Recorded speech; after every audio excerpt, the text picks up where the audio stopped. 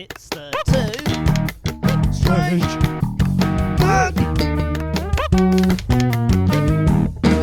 Podcast.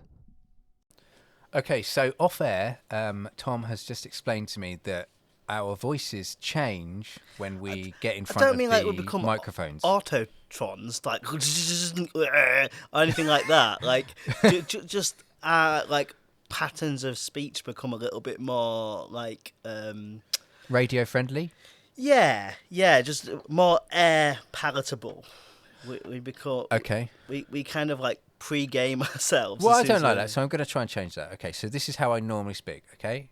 Oh, welcome, you wankers, to Two Strange Men. We're just more, we're less overlappy. Overlappy? Yeah, like when we're talking normally and we're just like, oh, this film. And we're just talking over each other? Yeah, maybe. I think we do an awful lot of talking over each other, Guy. I think I think it's to the point of our detriment, to be honest with you, how much we talk over each other. Like, but you listen to this podcast, right? Does it sound okay? I think it's a solid 4 out of 10. 4 out of 10. No, I think it's good. Yeah, I'm happy with what we're producing. I think production values is reasonable. I mean, like the microphones we've got, shit hot, aren't they? Yeah. So and what we're missing is like a radio station where we've got sound bites. And I know I mention this all the time. Yeah. But imagine just calls to other episodes like area. I could never get it. Do you not? Excuse me, but like until we actually employ someone to edit our episodes and can take more than like 10 minutes to edit it, then. But that's why we get a soundboard. And it just boop. Basically, I want a soundboard next to me that I can just play random noises. Okay. All right. I'll get one example of something that can be used in a soundboard. Dobby's a dickhead. Yeah, exactly. Exactly. Dobby's a dickhead. Dobby's a dickhead. Or the weird thing about the Victorian times, Yeah. how many times could we use that? Yeah. Like that little soundbite. We probably have enough content now to just do an entire, like, other topic. Yeah. Using soundbites from other episodes. I tell you, like, actually attacking that whole social media thing and making clips and stuff like that. I mean, like, what episode is this now? I've lost count. We're in the mid-20s. 23? 24? We're in the mid-20s, right? Yeah. It's too much time. We're close to 30. Yeah, close to 30. What's going to happen? We're just going to quit. Are we going to just kiss, finally? Yeah. Get the tension out of the way. This is what happens when you're not rushed to do an episode and the open feels sexual instead of rushed. Okay. I would say, because of the way my mind works, and it's to my detriment, I know this, I'd say probably on these podcasts, 80% of all conversations I have take a sexual turn. I would say 95, looking at the statistical data, but 94. sure. Okay, strap in. I'll give you at least 6% of yokai stuff before I get pervy. And 94% is going to be that strap-on. So last week I introduced you to 2 yokai that I was going to be looking at, and 2 opportunities for me to make it sexual. I honestly think that's why you picked them. Yeah, maybe. Like, I'm just subconsciously just drawn a deviant. towards that. You want to have sex with your mother, or record a podcast, or maybe both, not at the same time.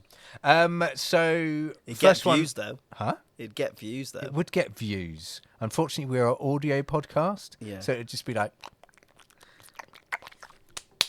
oh, that's the worst. That's the worst ASMR ever. You know, we were talking about milk. yeah. So I had a glass of milk before. It's a this. very hot day, and Tom Yeah. has decided to quench his thirst. He is going to drink long life milk. Yeah. That's the type of person I share a podcast booth with. Not a good choice. No, it's not a good choice. Anyway, so what were you mentioning about milk? That was it. That was it. That you. Oh no, it's sitting uncomfortable on my stomach. Oh. And as you went, I could feel it coming back up. Oh, good. Yeah. It's formed cheese now. Yeah. Yeah. Those curdles are going to be tasty in 4 weeks. Lovely jubbly. Okay, speaking of curdles, we are looking at 2 yokai today, or at least I am. I don't know what Tom is doing. I've got a bunch of others to throw at you. First of all, very sexual in whatever comes into my mind is the Akaname, which is essentially a filth licker. If you want someone to lick your filth, you need to summon a Akanami. And also, I'm going to be looking at the Spider Woman. Okay. Have you done all the ones that like require ritualistic summoning? I think probably you could ritualistically. There's two types of yokai. There's the type that occur naturally, and there's the type that you summon ritualistically. And I feel like I've done all the natural occurring, like guardians of the mountains and water, and you've done all the ritualistic summoning. This was not planned. Tell you what, I think what I'm doing is the ones that are kind of like would be on the side of evil. I think, Right. to a certain extent, they would be on Skeletor's team, and maybe you've got the ones that are on He-Man's team. That's an interesting. I'll take it. Yeah. Because like my first one today, tree spirits. So makes sense, right? Yeah, yeah. I'm sure He-Man would protect a tree. I mean, who doesn't like a tree spirit? Who doesn't like a dryad? As the old Skyrim boys would call it. Yeah. Who's going to go first? Should we do rock, paper, scissors? We haven't done that in a while. Let's do it. And because it's so visually entertaining for our listeners. Yeah. So are we going to go on 3? Oh, yeah, absolutely. Okay, ready? Rock, paper, scissors, 1, 2, 3. What are you doing to me? What are you doing? I'm trying to psych you out. Oh, don't. Okay. Like just 1, 2, 3, yeah? 1, 2, 3. Okay. For those listening, that was rock, I was scissors. Yeah, I was rock, you were scissors. What I tend to do is bottle it, and instead of opening my fists, I just form a rock. Well, games for you is going to be easy from now on, isn't it? But maybe I'm psyching you out. Yeah, that's true. Maybe like I'm if we just were gonna to for go paper. again now. Okay. Ready? Rock, paper, scissors. I you went again. scissors again because I'm I dumb. got you again. Rock beats scissors. Rock beats Tom, basically. That's what I'm saying. A rock would beat me. That's true. You The need to go. Rock would You need beat to me. go back to the school of rock, my friend. Because I've got long hair. And you slightly remind me of Jack Black. Okay. Fair enough. Anyway, moving on. Okay, so who won? Who won? I did. You did, yes. I did. As I am the winner, I will begin, and I'm going to be talking about the Akanami, the filth licker. Now, before we go into this, I like the name because it is, Gosh, you do. it is essentially, if you break it apart, AKA name. So, you know, it's easy to remember that. Oh, yeah. I can even remember the spelling of a filth licker. I'm sure that's going to serve me well into my old age. I thought you were going to say it's basically like a feudal Japan, a feudal Japanese Hoover, Yeah. which is... I mean, it is pretty much this. Okay, so, like, picture, like, and you've seen pictures online, maybe, hopefully, like, not in your Of own filth home. lickers. No, like, pictures of, like, a proper filthy bathroom where there is... Is that what you Google at home? It's a fetish. It's unlocked a fetish in me. It's come on, proper This filthy podcast bathrooms. isn't good for you. It's unlocked some deep, dark, weird stuff for you. Oh, what's this? Kitchen hub? All right, I'll check it out. Oh, gonna grease on that tabletop. I mean, to be fair, you can buy a kitchen hub, like, surely. Like, that's just, you know, that's a worktop, isn't it? Yeah. Yeah. But imagine a proper filthy one. But kitchenhob.co.uk, that's probably a filthy website. So yeah. A filth licker. Imagine a very, very filthy bathroom. There are hairs amongst, like, uncleaned, like, soap residue that's mixed with dirt particles. Ugh. There's black mold forming in the what is that stuff that you get in between windows? Sealant. Oh yeah, the sealant's peeling off, and then grime's getting in underneath that. You can't see this, but Carl is elated. Yeah, someone's done a shit in the shower, and they've waiting for that. They've tried to push it all through with their toes, but some of it's just in with the earwigs and other things that are forming. Earwigs. Yeah, absolutely. Very good, yeah. Silverfish everywhere, that sort of thing. Silverfish. You know, I've never come across a silverfish.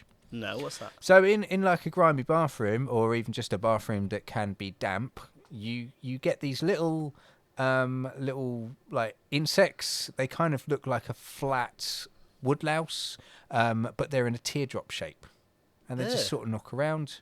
Silverfish. I've never seen one. Yeah. Awful. They also appear in Minecraft, so I don't know what's going on with you. You've never come across this in culture, silverfish. Maybe you're just explaining it really badly. They're kind of like the water-based cockroach, but smaller, I guess. Oh, okay. Yeah. Oh. No silverfish in your house? No. Tell you what, have you ever had a bathroom where, for some inexplicable reason, slugs come up from the plugs and stuff? No. From the plug holes? No.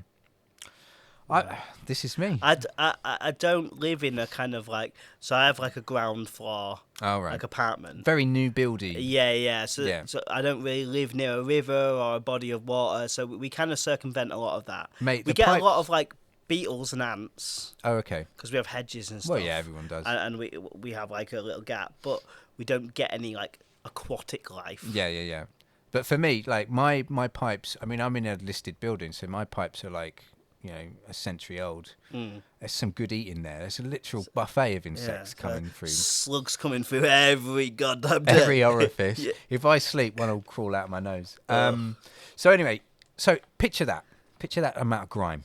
Yeah. Now, imagine that you had essentially one like fetish in life, one purpose in life. You get off on this, and that's the only thing you want to do. It's like you're jonesing for it. Yeah, it's like you're addicted to crack cocaine, but your crack is that filth, and that pretty much is a filth liquor.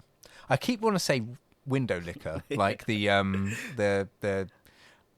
the slang, like the derogatory term. Well, no, I was going to say the song by that guy, Aphex Twin. But yeah, window liquor, is what's the word? A playful term for someone who's stupid. It's not a playful term. It's like the most derogatory term you can call somebody. It's not playful at all. Okay, fair enough. It's like really bad. I'll stop calling my young students window lickers then. Do you know what it references? What's it reference? Someone being a retard. Oh, okay. Yeah. What's a retard, Tom? I'm not aware of this term. This sounds like a dodgy term that you shouldn't be using. Well, retardation was a medical term. It was. And it's become slang. Kind of like spastic, right? Uh-huh. So spastic and spasticated limbs was a medical term, and it's slowly kind of subverted to a completely negative How do you feel about it? What's the word? The term spastic. I have a funny relationship with it because as someone who has spasticated limbs, I don't necessarily mind a doctor saying that I, got spastication because I have. Yeah. But if someone just randomly in the street went, "You fucking spastic," or "You spaz," that's not kosher. Okay, but what if they said, "Hi, can I ask, are you spastic?" I said, "Well, I've got spasticated limbs, if that's what you mean." Okay, all right. It's best not to ask. Yeah. I'll go, I was going to say, I'll go, "What's wrong with you?" Don't do that either. Like, if you see me walking in the street, just ignore me. Just assume that there's something wrong with everyone. Yeah. And also, I was thinking about this today, and I think about this a lot as well. It's like, I should not really be worried about going up to someone and saying hello. Do you know what I mean? Because they're just as, anxious as I am. But the thing is, Cal, I don't want to enable your charisma because that is what separates us. Okay. My ability to just go and be bolshy to anyone. And if you're able to do that and be you with your analytical brain and your fairly good looks, I'm fucked. I am confident and funny. They are my two things, right? Tom. If you then become confident, I'm out of it. Tom, good. You just said I'm good looking. No, I said moderately good looking. So you said I'm good looking, and so I predicted that we would kiss on episode 30. Is this the foreplay? This is it. This is it. This is laying the foundation. You've done it, my friend. You're the one that's coming on to me. This is 4 more episodes. Suddenly you'll be sexy. We'll be kissing. Just maybe like a peck. That's what I'm saying. Right. But we'll be there. Anyway, okay, so a filth liquor. So they are, they come from Sekien's depiction, which was in the Gazu Hyaki Yajo of 1776, he illustrates a gangly, goblin-like creature with a long tongue, matted fur and clawed fingers, crouching in a dingy bathhouse, licking the filth from the floor and tub walls. The name essentially is Aka, is filth or scum. So you could call a Japanese person Aka, and they'd know what you're talking about. Yeah, so Thanks watch for out. that. And then Name, which is to lick or taste, scum liquor, Akanami. Essentially, it's the Japanese version of a window licker, isn't it? Yeah. So he doesn't explain the Akaname in great detail, and that generally gives it kind of like a dreamlike horror quality. But he does provide an image and lets the imagination do the rest. So what's interesting to note is that he depicts a bathhouse where this Akaname is essentially like, leaving that area, and he's obviously scared someone because like there's a kimono on the side, someone's having a bath at the time. One thing you've got to take into account is that this is not related to like in his mind toilets, just bathrooms. We know that Akaname love to lick a good bathroom and the filth of a bathroom, but there's no evidence to say that they're doing that in the toilet outhouse. Yeah. Okay. So they're specific about the filth. Yeah, and there's no electricity in the Edo period, so essentially what you've got is very dark and dingy bathhouses that are often like a place for frogs and slugs and things like that to live as well. So they can get dingy, they can get pretty filthy. So they're said to live in neglected bathrooms, especially old wooden bathhouses where moisture, mildew, and grime accumulate. It doesn't attack humans directly, but its presence is a sign of moral and spiritual decay. So this isn't something, and I know you mentioned this earlier, the idea of ritualistic like summoning, but this is essentially, it's just a little creature that comes when you've let things in your household get a bit shitty. So again, it's a warning.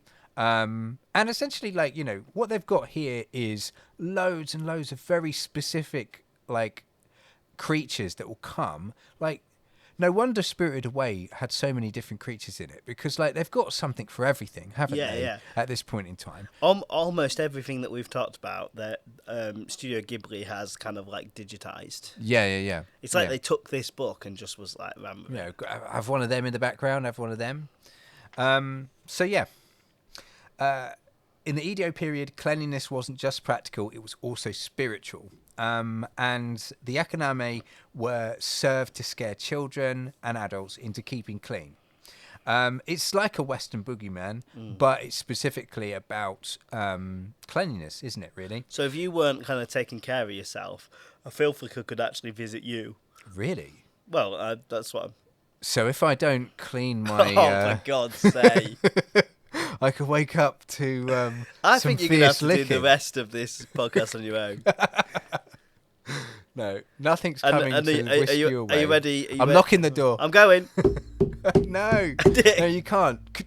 The door's locked now. No, you can't go. Yeah. So yeah, that is a possibility. Yeah, if you but that's basically the same as like smearing peanut butter down there and getting your dog, isn't it? Like What?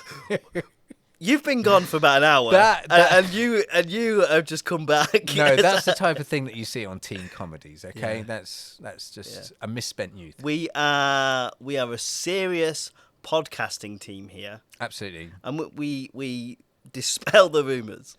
We're a bunch of chuckle fucks. That's what we are. So what does that even mean? Chuckle fucks? Yeah, I don't know. That's what we are, though, isn't it? Bunch of chuckle fucks. Yeah, I mean, like is that how you'd advertise this? If two strange men, chuckle fucks. If two strange men was taken, then we'd be the chuckle fucks. Bunch of chuckle fucks. Bunch of chuckle fucks. So yeah. I mean, like, so it's talking about the idea of it being a spiritual process of cleanliness. I mean, if you think of like Western ideas around that time, cleanliness is next to godliness, you'd probably have something quite similar. So yeah, that's not too different. We just don't have a bogeyman, do we? Or a boogeyman. about it. What do you think Freud would say of a window licker? You mean a filth licker?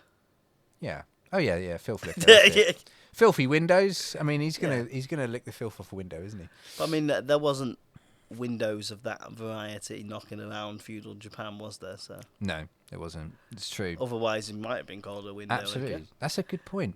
Why has Freud gone on record to talk about? No, he hasn't. He hasn't. But he might essentially say that licking tongue and bathroom associations have links to repressed bodily anxieties, shame, and that sort of thing. Where have you got that from?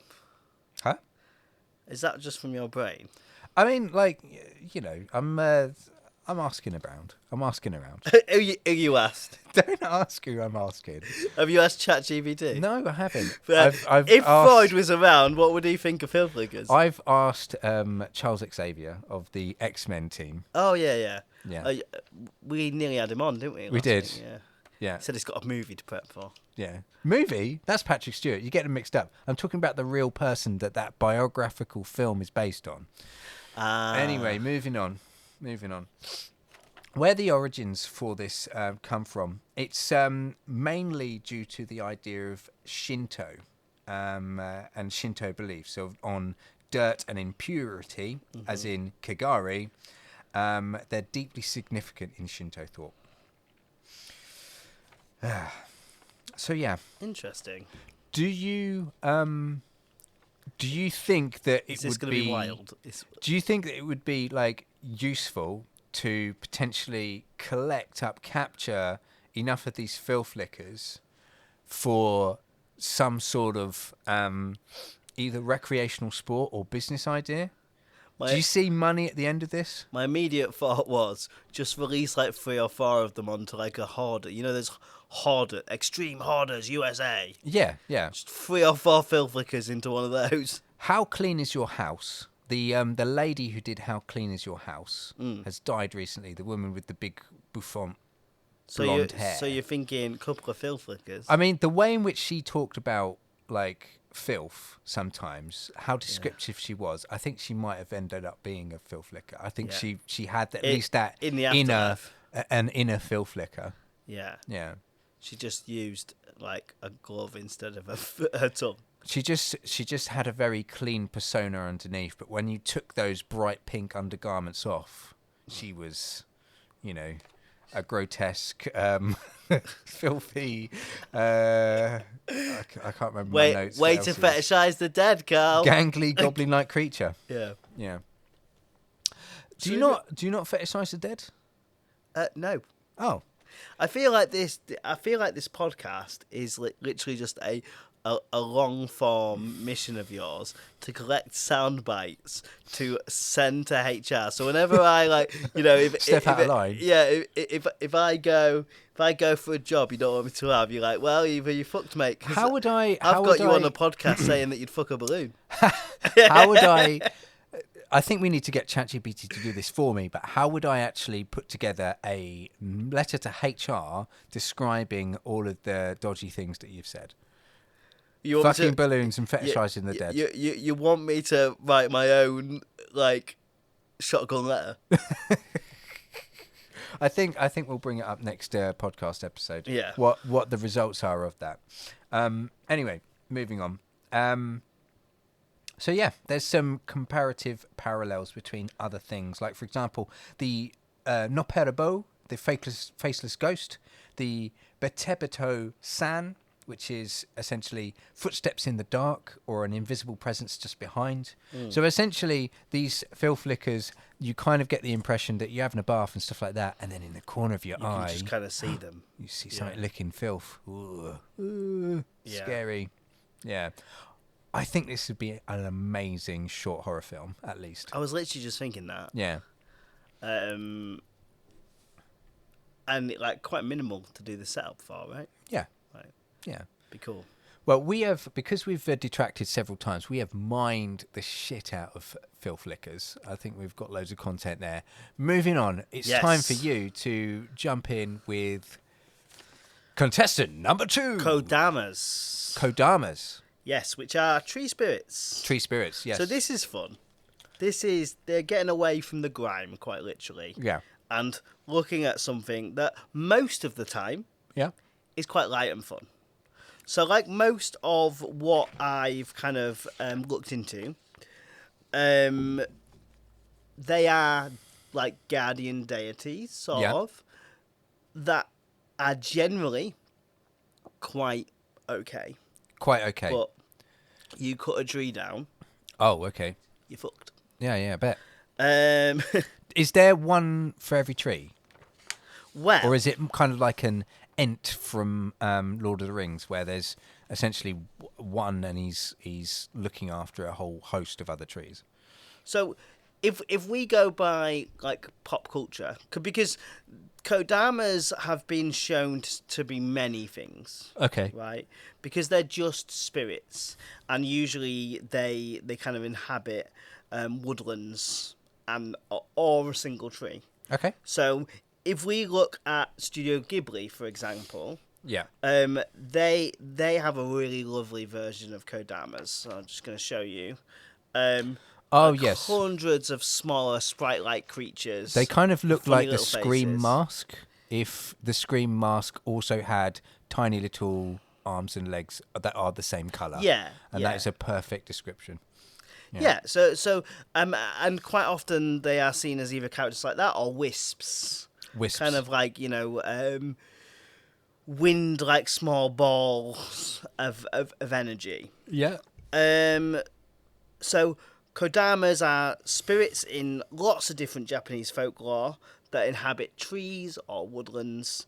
The term is also used to denote a tree in which a kodama supposedly resides. So if a kodama is in a tree, Yeah. you can call that tree a kodama. Okay. Just to add even more confusing. Do you know any kodamas then? Not personally, no. Well, I mean, like, have you got a tree that you kind of think that's definitely got spirit in it? Yes. Yeah. So I don't believe. I am a non-believer. It's not about believing. It's all fact. It's all fact. Yeah, we established that last episode. Yeah. It's all fact. Unless it's proven otherwise. Where is that how fact works now? Absolutely. If you can't prove it's not a fact, it's a Absolutely. fact. Dangerous rhetoric to be saying. No. So where I'm originally from, Yes. which is Scunny. sunny Scunny. Sunny Scunthorpe. I lived down the hill, and as you kind of And came, you've been going downhill ever since. yeah, dudum. And where you kind of like came out of my close, Yeah. you could kind of turn and there'd be like a woodland. Yeah. And right in the middle of this woodland, and it wasn't massive, right? It wasn't a big wood. Like, to little me, it was huge, right? Stretched out forever. Yeah. But realistically, you walk for about 20, 30 minutes sort of out of the forest. Yeah. In the middle of that forest ran a stream. And then there was like a dam where all the kind of water filtered in. Just Yeah. to the side of the dam, there was this really big tree. Yeah. And it just kind of like, I don't know if it's still there. It'd be interesting for me to go back and see if it's still there. But it's like this really big tree, and it was almost like there was no other trees around it, and then all the trees all started again. Yeah. It was like this big central focal It's point. got such an aura. Yeah, and I was Yeah. just like, that was aura farming before aura Yeah, farming yeah. was a thing.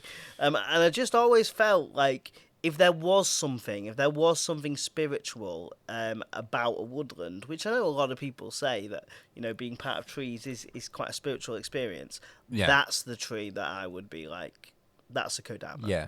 Well-being is so like sort of focused around the idea of getting back to nature and just having a walk around nature. It's interesting, but I've got one as well. But like, I think this is quite interesting how it kind of like links with some of the other folklores that you've got in Japan, like that idea of an object having a spirit if it's inhabited the household for over 100 years. Yeah. So like, there's those object spirits, and then there's tree spirits. Yeah. And at any point in time, surely a tree spirit can inhabit a tree, right? Well. Okay. So spirits are considered to nimbly bustle through mountains at will most of the time. However, a Kodama's outer appearance can be very much like an ordinary tree, but if one attempts to cut it down, one would be cursed. With supernatural like power. Okay, so what you're saying is a Kodama, as in a tree that's inhabited by a spirit, can move. Yes. Nice. I like this. Okay. So you've got the Kodama, which is a will-o-wisp character. Yeah. But then he can inhabit a tree. And it becomes a Kodama. And I'm not quite sure it's like Lord of the Ringsy. Yeah. But like possible, right? Yeah, But then if you try and cut that tree that's got the spirit down, you're cursed. Right. Pretty cool, right? Yeah. There is a phenomenon known as Yamabiko, which Yamabiko. when sounds make a delayed Up and over. Yamabiko. Because we're all about facts here. Yeah. When sound makes a delaying echo effect in the mountains and valleys, this is sometimes attributed to the Kodama. Okay. So if like another Chinese like thing, isn't it? Or Japanese or Buddhist thing is if a tree falls in a forest, does it make a sound? Yeah. And then this is somehow in my mind linked. Is the idea? Well, I suppose it's like, if you're yodeling in a forest and then the mountains hit that sound, right, and it brings the yodel back. Yeah. I think what this is saying is that's a Kodama bringing it back to the tree. Yeah. Okay. Cool. I don't know if this has ever happened to you, but I was walking through a forest and without any sort of like external pressure or something like that, a tree fell over. Okay. Right? And you think they're out to get you? Wait, no, I'm just saying it did make a sound. Yeah. Oh, right, okay. So I thought you were like going, those Kodamas, those pieces of shit knew. they were coming for me. That's it, yeah. And interestingly, again, this idea of kind of like terrain kind of mixing. Although they're tree spirits, they very much are sometimes seen as mountain gods, tree and mountain gods. Yeah. So although they inhabit the mountainous area, they're chilling out, and then from my understanding, they pick a tree. Yeah. They become a Kodama becomes a Kodama. Yeah. And they are sort of guardians and proponents of kind of like woodlands and mountainous areas. Interesting. Which I think is interesting. In the Izu Islands, there are shrines in the mountains called Kodama-sama. Kodama-sama. Okay. And what sort of things do they leave at the shrines? Do we have any idea? Acorns. It's like, nah, mate, I've got enough of them. Give me a Snickers bar. So all I can kind of find is in the village of Mitsune, whenever a tree is cut, there was a tradition that one must offer a festival to the tree spirit, Kodama. Every tree cut down is another festival. Yeah, I think these people liked festivals. Yeah, that's crazy. That's crazy. What happens if you don't do a festival? What can a Kodama do to me? I mean, it seems like they just curse you, and it doesn't go into detail what the curse is. So I feel like it's probably pretty bad, right? It's probably death. Like if you can't report what the curse is, you're probably dead. Maybe you slowly turn into a tree yourself. That'd be cool. Yeah. What's really interesting is like loads of different islands and loads of different cultures in Japan have this sort of idea of like, you cut a tree and something bad happens. And it kind of reminds me, to link it to another kind of mythos. I went to Ireland about 5 or 6 years ago. Yeah. And as I went on a Game of Thrones tour because I'm a fucking nerd. Yeah. And yet you won't watch Lord of the Rings. Yeah. Where's the logic? Where is the logic? Anyway, so I went on to this Game of Thrones tour. Yeah. And I kind of was asking about, island folklore because I have an Irish surname, but unlike an American Irishman, I'm not going to pretend I'm an Irishman. Yeah. Okay? I have Irish family, but I'm not Irish. Yeah, you got a Scottish one. It's Muck. It's Muck at the start. No, yeah, Muck, not Mac. Oh. Is there? I didn't know the difference. Yeah, it's McGarity, so it's Irish. Okay, so Muck is Irish, Mac is Scottish. All you right. can have a Mick, but it has to have certain syllables in front for it to be Scottish. Oh, okay. Yeah, it's weird. All right. But we have a coat of arms, McGarity. Oh, but do you? most of them are in America now, so interesting, right? Mm. Anyway, maybe we'll do an ancestry episode, like when we get big. Yeah, absolutely. When we blow up. And Davina just needs to know where we came from. All that needs to happen is we need to hit episode 30. Oh God! Get a little footage of that. Just know Put that it on Kitchen Hub. Just know that episode 29 might be the last one we ever record. Episd 69. No, that's the one God, to. I hate being here. That's the one to so wait for. as I was kind of like asking about Irish folklore, there was one that stuck with me for years, and it really relates to this. And it was most of these stories, for context, were blah blah blah. English came over, fucked it up. Blah blah blah. Yeah. Yeah. Just so you're aware, Okay. we are the bad guys in this situation. Yeah. So, as kind of like the English was coming over, they came across a fairy tree. Now, they believe in Ireland that certain trees are possessed by fairy spirits. Yeah. And the fairy, like, they were like, no, you can't cut this one down. Like, you can't build your thing here.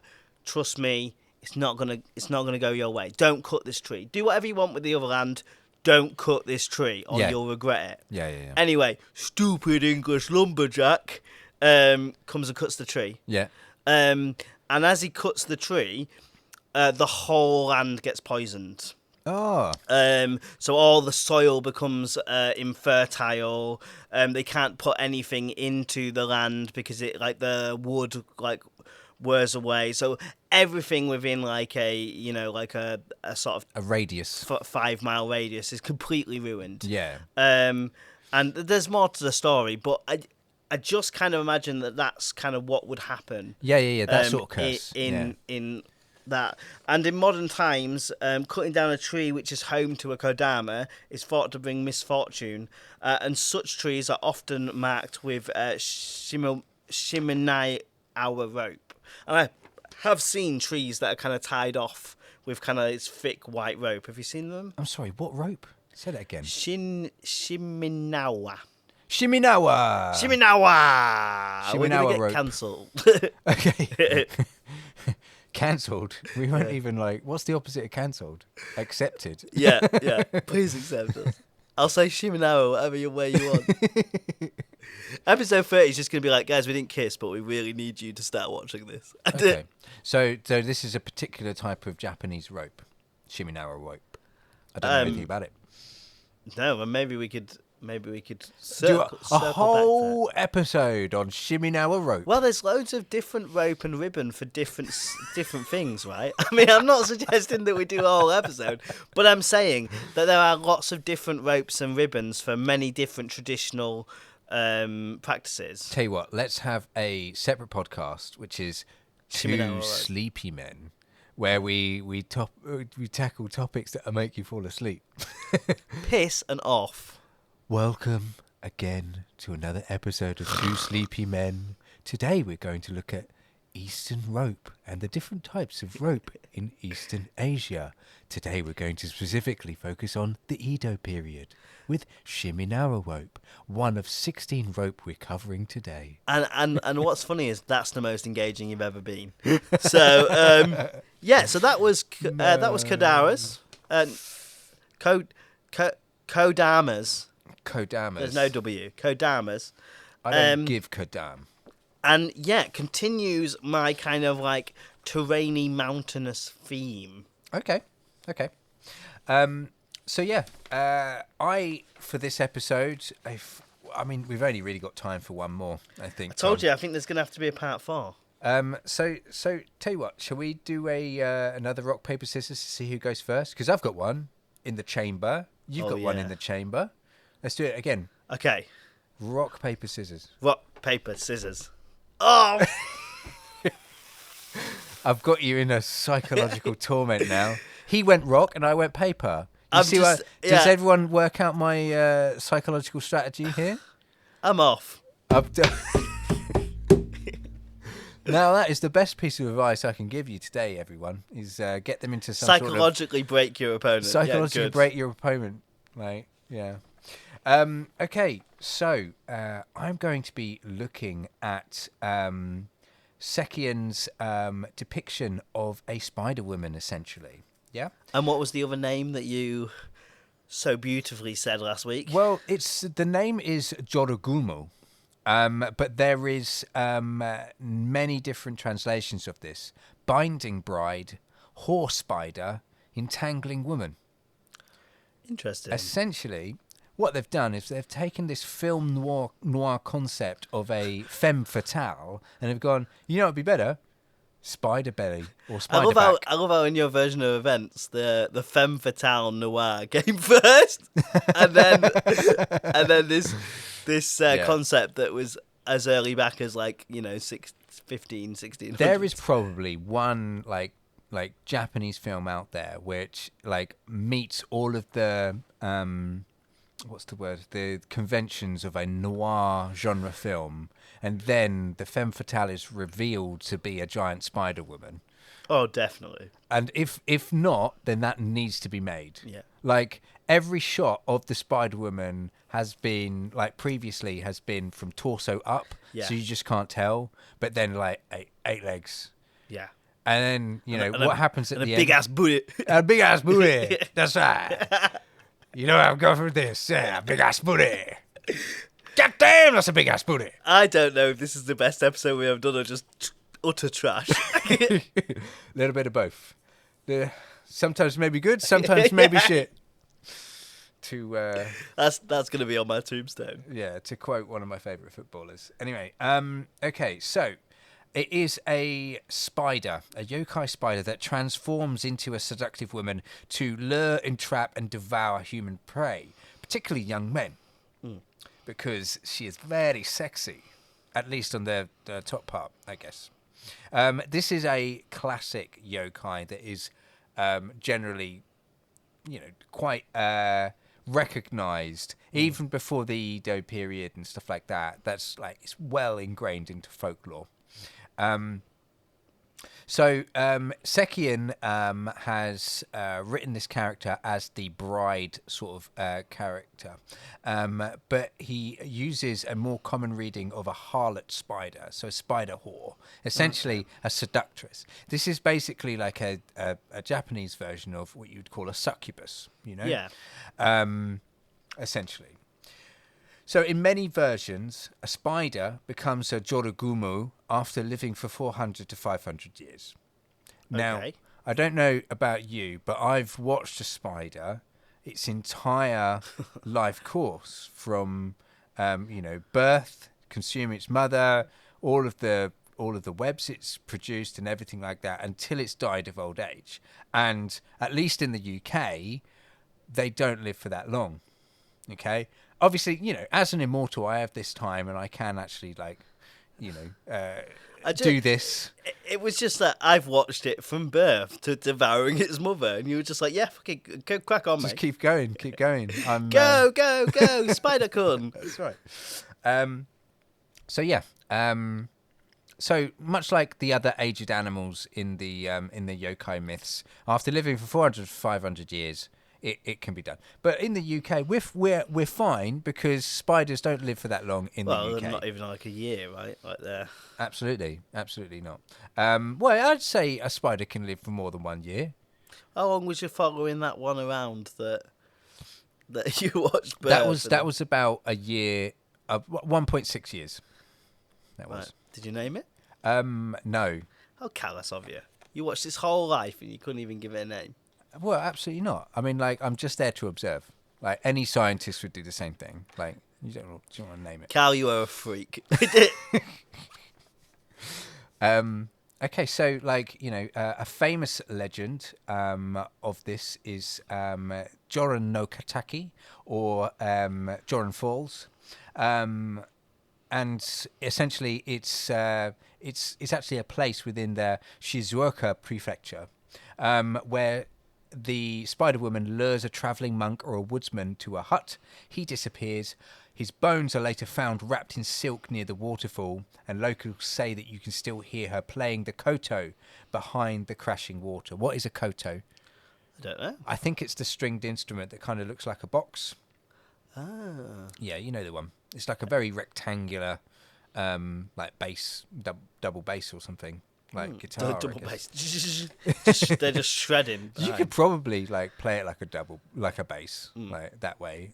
Pop in an amp. That's going to make some proper decent tunes. Nice. So don't you think it'd be better if all of the yokai were just like metal bands? Absolutely. Like that is a perfect idea for a children's book. Introduce some yokai and then just have them play in a band. And now, fucking filth liquor!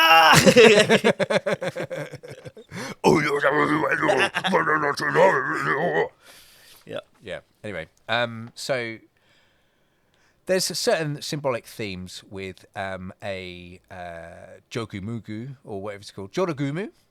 So joragumu is often viewed as a cautionary tale about lust, deceit, and illusion, much like a succubus, as you can imagine. Also, the predatory nature of feminine people. Yeah, watch out for them women. That's what I've always said. She's a man-eater, make you work hard, make you sweat hard. Yeah, exactly. I prefer the what's the word? Hall & Oates Man-Eater. Is that the same one? Did Rihanna do a cover of that one, or is it a different song? Watch out, boy, she'll chew you up. Yeah, it's different. It's different. There you go. Oh, here she comes. She's a man-eater. Yeah, it's different. Yeah, anyway. I'm very singy today. Anyway, so yeah. So the webs are actually a metaphor for addiction, obsession, and emotional entanglement.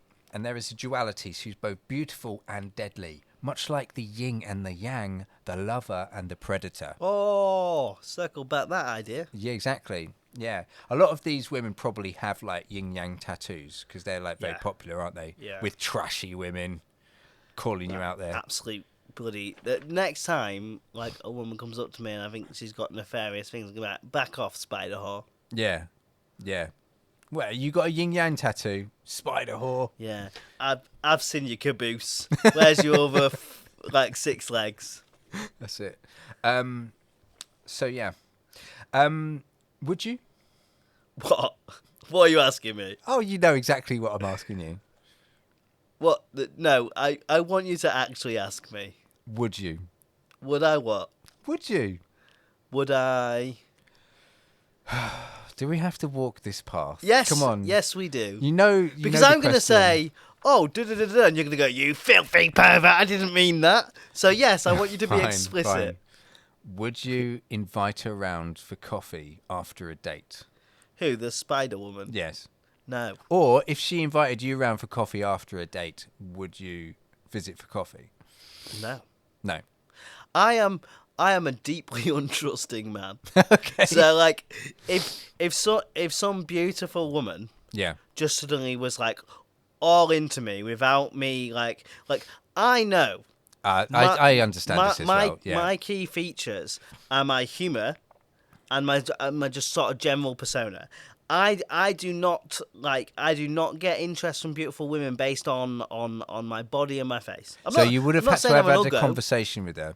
But say you're not married, okay, and you meet a woman in a bar, and she's really into you, and she. But if she's into me before we've even had a conversation, I smell something funky. Okay. Well, yeah, fair enough. You've got to come to her, and you've got to. Yeah, like if she falls for the natural charisma that is Tom, then who can blame her, right? Okay. But like she has strategies to essentially make it look like she's falling for. Then you've just answered my question, haven't you? Yeah, like yeah. if I feel like we're in. She's playing the proverbial rock, paper, scissors she's with a you. professional, like, seducer. Yeah. Do you really have a choice? If you're not married and you're single and that's what you're looking for, do you really have a choice? Absolutely. Yeah. We're talking about someone that's their livelihood, right? Mm. They'll know every which way to. And if you're not committed and you just think it's a bit of fun, then I don't blame men for falling into that trap. I'm gonna end with some personal stories, if that's all right.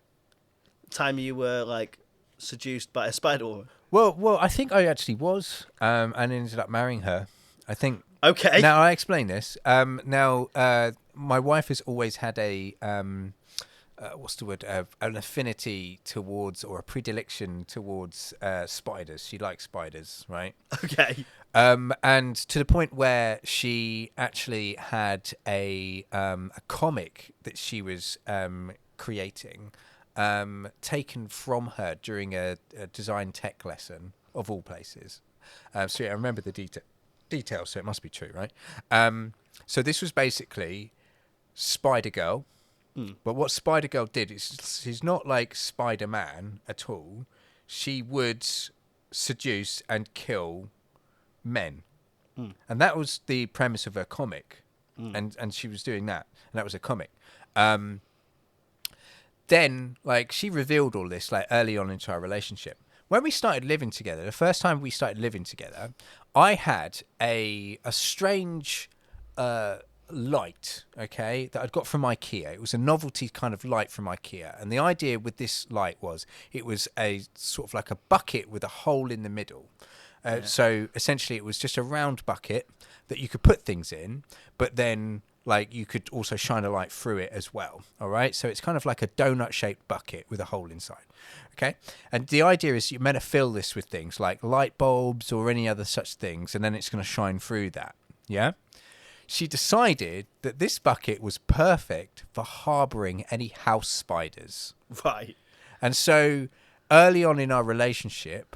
that would be full of spiders, and you know how I feel about spiders, or at least earlier in my life, how I felt about spiders. And it got to the point where basically she'd put those spiders in there, but I swear that it was also attracting other spiders. And I, to this day, don't know whether she was attracting other spiders, because like each week I'd be like, oh, okay, you've put another spider in there. And she was basically like, kind of joking, saying like, no, it's not me, but like there are times when I was in that bedroom, and I would be sitting on the couch there, and a spider would be quickly crawling up the arm of the chair, and then my cat would catch it before it actually touches me, and then put it in the bucket. God, no, he'd eat that. He'd eat the shit out of that. He'd love. How crazy would that be if the cat just put it on the bucket? And they went, there you go, master. And he's got two tails and everything. Yeah. So yeah, like I think I have been seduced by a spider woman. Why would you not be devoured? Maybe that's slowly happening. Right. I mean, I am currently losing weight. Yeah. Maybe I need fattening up first. But like also like at the moment, I mean, I'm finding that's a long devour time. Yeah, I've been with your wife for a long time. I'm finding that I've got like an insect bite there, haven't I? But what if that's not an insect bite? What if that's like that liposuction demon, but it's my wife? I mean, she's been really considerate about how long she's taken with her meal. You've got to savour that meal. If you're only going to seduce one person, you know, maybe. Yeah. No things are impossible, right? Do you suspect that your wife is a grotesque creature at all? No. Maybe as we go through more of these yokai. The closest that I would expect her to be is like a kodama. A kodama, yeah, a tree spirit, just kind of like floating around, doing a thing. Not making any links whatsoever. But you missed out Mountain Hag. I did. Well, Mountain Hag and Mountain Boy. Oh yeah, are connected. Very similar. So next episode, you're going to be starting us off with some old with the mountainous folk. With the mountainous folk, yeah, the people that live in like Appalachia in America.